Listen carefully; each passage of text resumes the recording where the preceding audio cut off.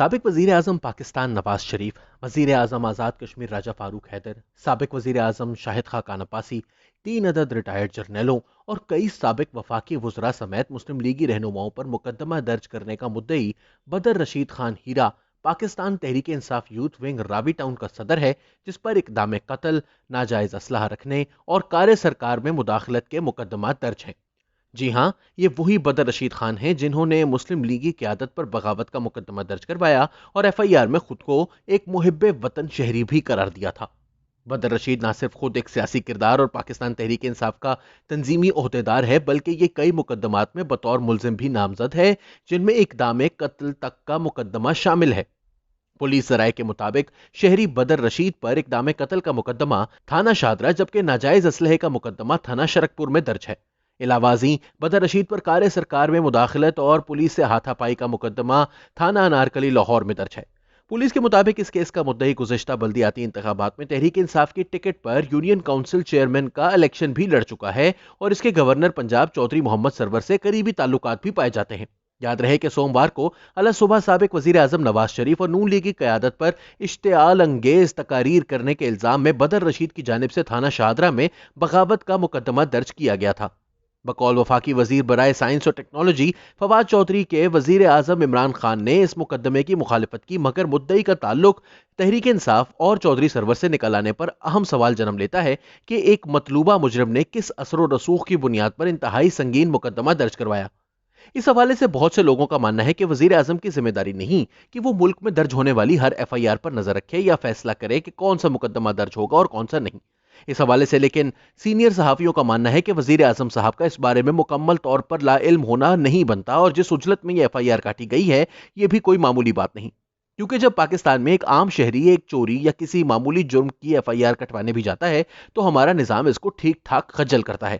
ہم نیوز سے بات کرتے ہوئے اینکر منصور علی خان نے کہا کہ جب کوئی شہری قتل یا چوری کا مقدمہ درج کروانے کے لیے جاتا ہے تو ہمارا نظام اتنا بھی تیز نہیں ہے کہ فوراً اس کی داد رسی ہو جائے۔ اس میں ایس پی اور ڈی ایس پی ملوث ہوتے ہیں، تب جا کے ایک تفتیشی عمل ہوتا ہے اور پھر فیصلہ ہوتا ہے کہ ایف آئی آر کاٹنی ہے کہ نہیں کاٹنی۔ یہاں پر مسلم لیگ نون کی تقریباً پوری کی پوری سینئر قیادت، جس میں 3 سابق جرنیل شامل ہیں، وزیر اعظم آزاد کشمیر شامل ہے، اگر آپ کے خیال میں ایک عام شہری بس پولیس اسٹیشن گیا اور اس نے کہا کہ ایف آئی آر کاٹ دیں اور پولیس نے آنکھیں بند کر کے کاٹ دی، تو میرا نہیں خیال کہ نظام اتنا بھی موثر ہو چکا ہے۔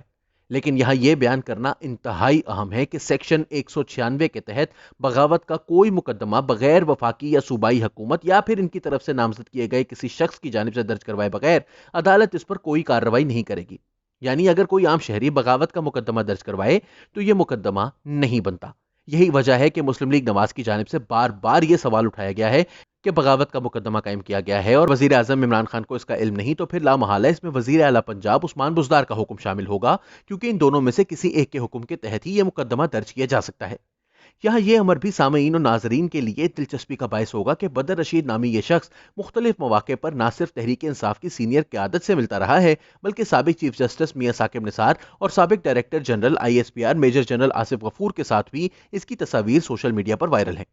پاکستان میں ایسے مشکوک کرداروں کی کمی نہیں جو ایسے مواقع پر اس قسم کی کارروائیاں ڈالنے کے ماہر ہوتے ہیں۔ کچھ سینئر وکلاء بھی ایسی عدالتی درخواستیں ڈال کر کچھ مخصوص لوگوں اور تنظیموں کے فخریہ اعلی کار بنتے ہیں۔ مسلم لیگ نواز کے گزشتہ دور حکومت میں ایسا ہی ایک کردار متعدد مقدمات میں ان کے خلاف مدعی تھا، جو کبھی ترقیاتی منصوبوں کی تکمیل سے پہلے ان کے خلاف اسٹے لے لیتا تو کبھی چند مخصوص حلقوں کے لیے ناپسندیدہ سرکاری عہدیداروں کے خلاف عدالتی درخواستیں جمع کرواتا، اور زیادہ تر اس کی یہ درخواستیں مطلوبہ نتائج حاصل کرنے میں کامیاب بھی ہوتی۔